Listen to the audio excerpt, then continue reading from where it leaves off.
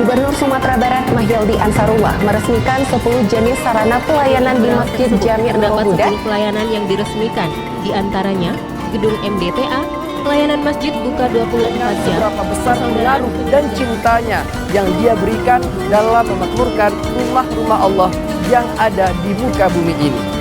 Bijak Islam kali ini akan mengunjungi salah satu masjid yang ada di kota Padang Panjang, yakni Masjid Jami' Nurul Huda. Dari Manado kita akan beralih ke Padang Panjang, Sumatera Barat, Tribunars. Masjid Jami' Nurul Huda yang berada di Jalan Sultan Syahrir, Silaing Bawah, Kota Padang Panjang, Sumatera Barat, menghadirkan nuansa yang berbeda dari masjid pada umumnya.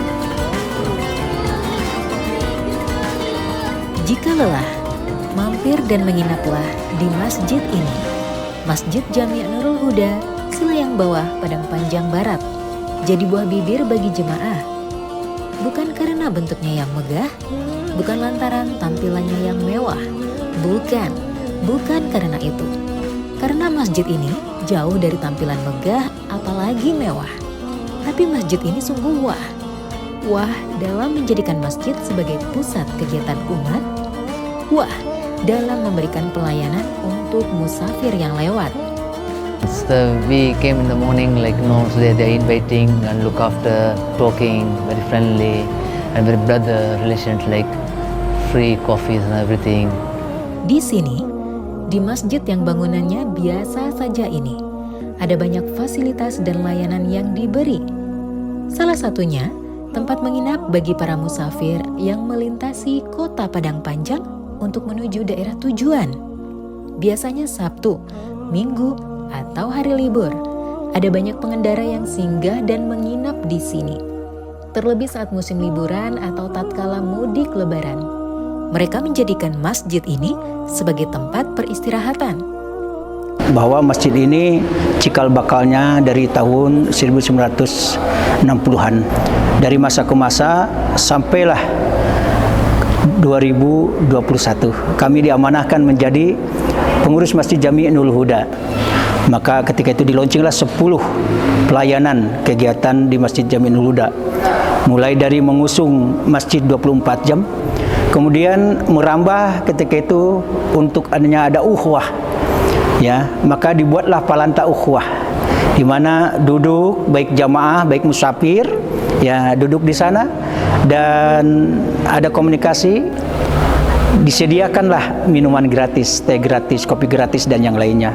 Sangat berkenan bagi musafir dan jamaah dan tamu-tamu Allah baik dalam dan juga bahkan dari luar.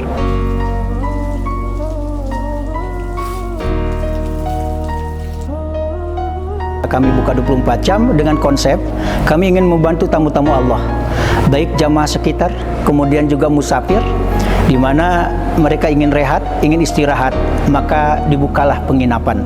Yang alhamdulillah sangat terbantu di saat kita perjalanan jauh seperti ini. Yang saat ini saya menginap di masjid ini dari tadi malam jam 2, itu perjalanan dari Padang menuju ke Pekanbaru. Ya. Sehingga kita di sini beristirahat sebentar menjelang masuk waktu subuh. Kami di kampung, kebetulan kakak adalah berasakti itu. Sajid ni nak membuat supaya ikut dek lapang lapannya mungkin ya kan. Soalnya lah banyak tu sajid yang ikut lah yang istimewa. Tapi di sini bisa lah untuk istirahat sementara, untuk para musafir yang jauh di jalan, atau kecapean di jalan. Lalu ada beberapa fasilitas yang gratis, seperti ya kita disediakan lesehan seperti ini, bisa tidur dengan bantal yang kita bawa dari mobil ataupun selimut yang kita punya, ataupun tidak memiliki itu kita bisa pinjam. Dan begitu juga fasilitasnya Masya Allah luar biasa bersih. Dari mulai karpet, dari suasana, dan di saat itu saya pernah mampir di sini di saat bulan puasa, itu disediakan buka atau takjil gratis untuk para musafir. Kita lihat juga ke kamar mandi yang Masya Allah luar biasa, itu kita bisa rating seperti di hotel yang bintang 2 lah gitu ya, bersih dengan wastafel yang bersih, dengan air yang jernih dan cuaca yang sangat luar biasa. Baik di Serambi itu bisa menampung puluhan. Dan alhamdulillah juga setiap Idul Fitri itu mencapai 300-400. Nah, setelah itu kami berkembang ya kepada jiswab, zakat infak sedekah dan juga wakaf. Konsepnya kami bukan meminta-minta, tapi ini adalah menginginkan apa yang diinginkan masyarakat itu coba respon, kemudian mendata orang yang miskin. Bukan sekadar yang miskin, yang kaya pun kita data. Kemudian yang tidak bersekolah, kemudian duafa, orang-orang yang lemah, mulai dari janda, ya fakir miskin, anak yatim kami data juga. Penginapan musafir ini kita belum mengambil infak, tapi hanya berbayar untuk cucian dan petugas yang menyapu kebersihan. Untuk masuk di penginapan ini, kalau dia rame biasanya dia kontak dulu ke pengurus. Jadi kita siapkan tempat ini 6 dipan, kalau di sebelah ada 7 dipan. Kemudian di samping sini ada lagi yang kecil, ada 2 tempat istirahat, kemudian bisa juga dengan di depan.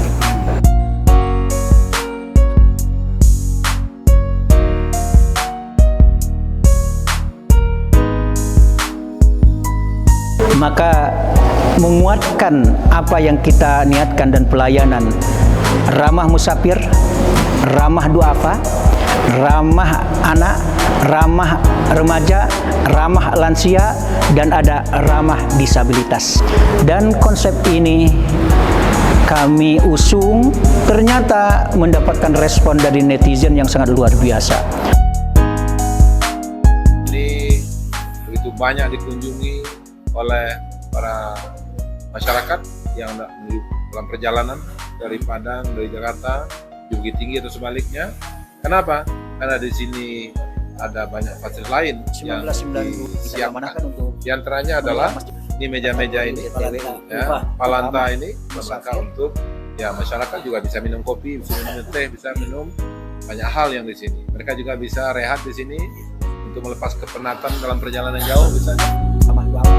Karena masjid betul-betul bisa menjadi sebuah tempat kumpul ya, dan juga gathering ya, community center lah begitu, supaya betul-betul mencitrakan bagaimana masjid ini seharusnya dari dulu menjadi ruang-ruang yang terbuka ya untuk muslim dan juga tentunya untuk siapapun yang berkunjung, mudah-mudahan melihatkan bahwa citra agama kita yang sangat-sangat open dan juga Jika sholat berjamaah saat maghrib, isya atau subuh, bisa mendengar lantunan ayat suci dari imam yang suaranya mirip Abdurrahman As-Sudais, imam besar Masjidil Haram.